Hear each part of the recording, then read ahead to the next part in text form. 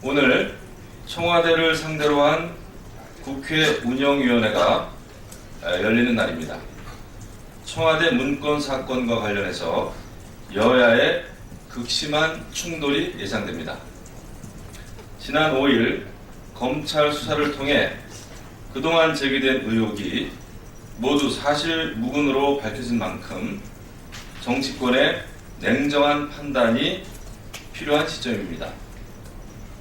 무엇보다 국회는 국회를 운영하는 기본 질서와 원칙을 지켜 무리한 요구와 목리로 전국 혼란을 자초해서는 안 될 것입니다. 운영위 회의의 개최 목적대로 사실에 근거해 미진했던 부분은 논의하도록 하되 과도한 정치 공세는 지양해야 됩니다. 국정 발목을 잡는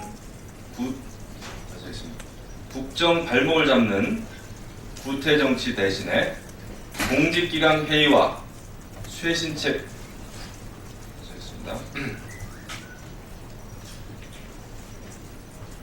운영위 회의의 개최 목적대로 사실에 근거해서 미진했던 부분을 논의하도록 하되 과도한 정치 공세는 지양돼야 합니다. 국정의 발목을 잡는 구태 정치 대신 공직기강 회의와 쇄신책 마련에 중심을 둬야 될 것입니다. 이를 위해 청와대도 국회 운영위에 성실하고 책임감 있게 임해줄 것을 당부합니다. 경제가 많이 어렵습니다. 여야 모두 국민 앞에 한 마음으로 경제 살리기에 매진하겠다고 약속한 바 있습니다. 사소한 당리당략이 경제 회복에 마중물을 만드는 국회 본연의 임무를 저버리는 일이 없도록 야당의 협조를 부탁합니다. 다음은 자원외교 국정조사에 관한 내용이 되겠습니다. 국회 자원외교 국정조사특위 여야 간사는 어제 국회 회동을 통해 자원외교 국정조사 계획서에 합의했습니다. 그러나 협의 과정에서 증인 채택 문제 등에 대한 이견이 있어서 여야 간 혈전이 예상됩니다. 우리나라는 해외 자원 의존율 97%의 자원 빈국입니다. 해외 자원 개발이 우리나라에게 생존의 기회이자 필수 불가결한 전략임은 여야 모두 공감할 것입니다. 특히 긴 호흡을 갖고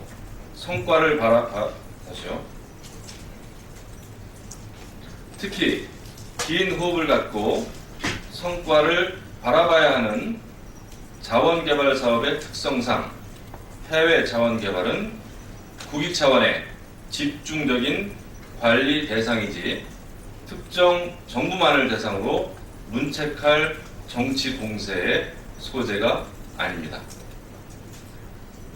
추진 사업들에 문제가 있었다면 타당성과 적정성 등을 따져 철저하게 가려내면 될 일입니다.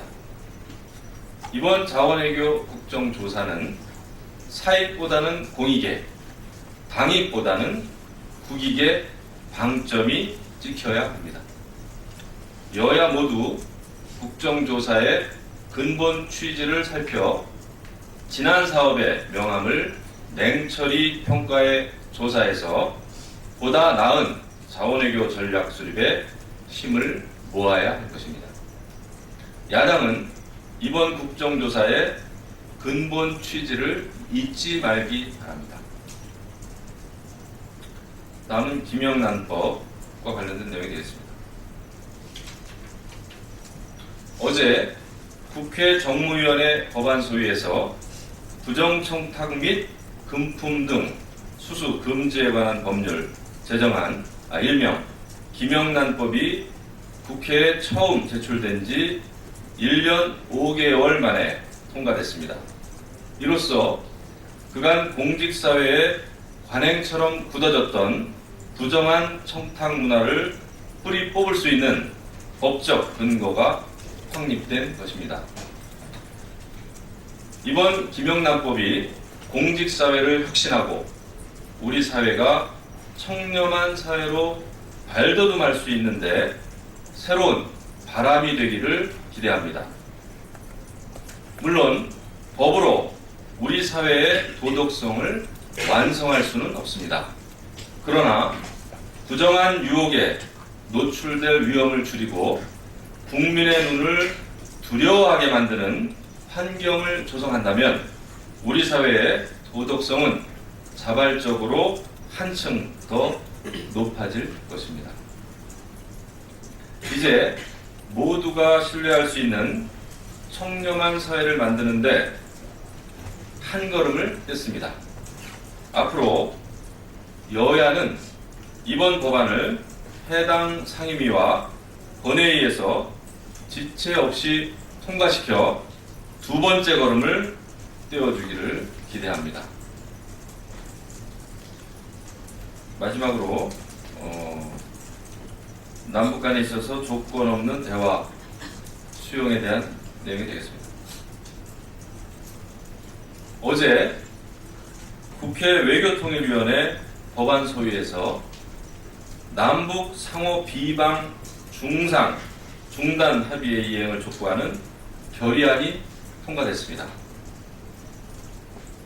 남북이 이거 다시 하겠습니다.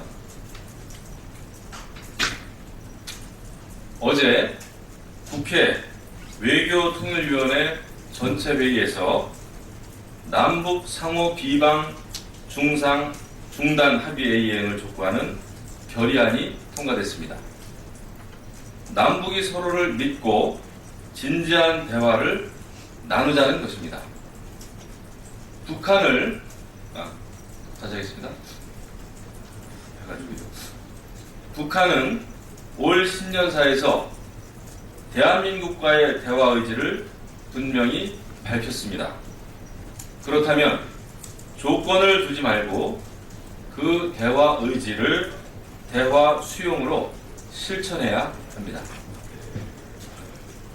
대화할 수 있다고 해놓고서 정작 우리 정부가 대화를 하자고 제의하니 대북 전단을 중단하라느니 정부의 입장을 밝히라느니 이렇게 하면서 다시 하겠습니다.